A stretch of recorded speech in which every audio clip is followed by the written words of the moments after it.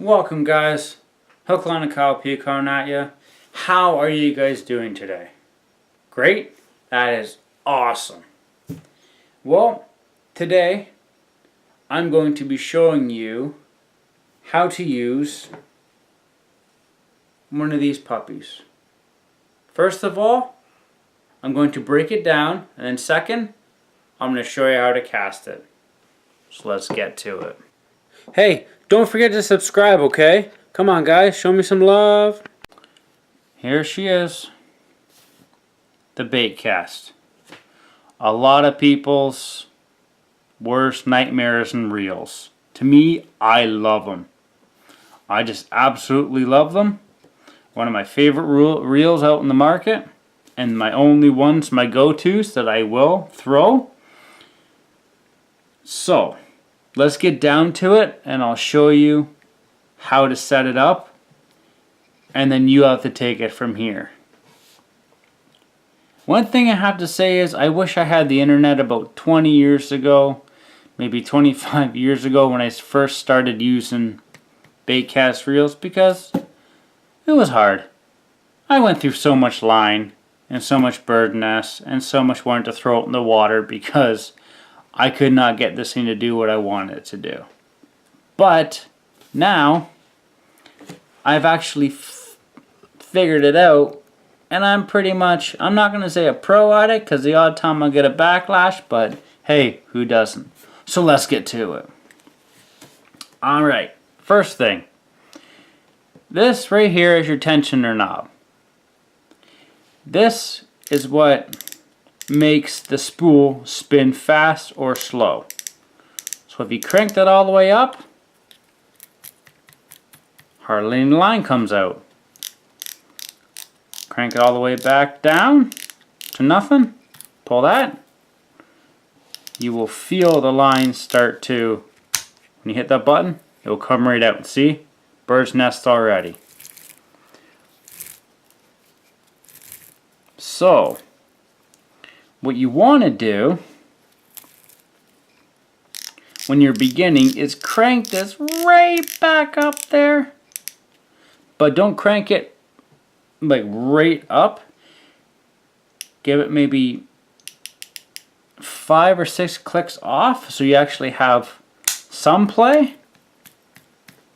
So when you do pull it, it won't take off on you. So, step number 1. Step number 2 is your braking system. If you have a magnetic or a centrifuge braking system, or a magnetic braking system. On my Lewis right here has a magnetic braking system. You can turn the magnets up or you can turn them down. I like to turn them around here. Would be like, I don't know, 7 or 8. But for beginners, max it out. Because you guys need all the help you can get. Because you don't want to overfill these spools because you will be taking a lot of line off and having to dig through the bird's nest. But if you go through the steps I'm showing you, you won't have to do all that. So, tighten your tensioner knob, tighten down your braking system or magnetic braking system. And your lash braking system is this guy right here, your thumb. When I'm fishing, I always have my reel in my hand like this when I'm going to reel it up, because when I cast it out, I always put my thumb over top of it. So if I see a bird's nest happening, I can just stop it. But if I cast it out and I know my settings are the way I want them, I don't have to worry. But the thing is, with every lure out there, it's a different weight. So I'm not saying you're going to have to set it up every time. I'm just saying that when you do throw it, make sure that your brakes are on and you can get used to that lure in a couple casts, and then you can just take it, loosen the spool, the spool tensioner, and loosen your magnetic brakes off. Because then you can just use your thumb to slow it down. So I'm going to take you out in my backyard and I'm going to show you all this in practical knowledge. So let's go. Hey guys, now we're outside. This is my backyard. I know it looks like the Royal Botanical Gardens, but I have my loose speed spool with a jig. And if I were you, the heavier the jig, the easier it is to learn on how to throw these. So, what you want to do is take your rod and put it at about a 45-degree angle. And you want to hit the button. And see how it's not moving? Give it a jerk. And the spool's not going anywhere. That means you have your spool tension too tight. So what you want to do is just take your tensioner, loosen it off. 4 clicks. See how it's going faster? And I stopped it there because I knew that I was going to have a backlash. So, what you want to do, click it back on maybe 2 more. Try this again. Maybe give it a shake or 2. Nope. Okay, maybe 1 off. Now try it. See how slowly it's going? And look, no bird's nests. So now, let's try this again. Let it drop. Didn't have to shake it this time. And look at that. So now you can actually sit here, and now you can actually take it. You can take your bait cast and you can just flip it and no backlash at all, because you have the brakes on and the spool on. When you get comfortable with that, you can take 1 click off, maybe 2. And now try it.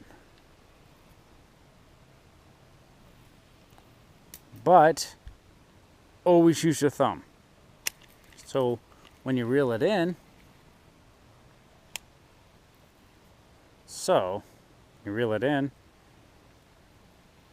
always using your thumb to slow that spool down.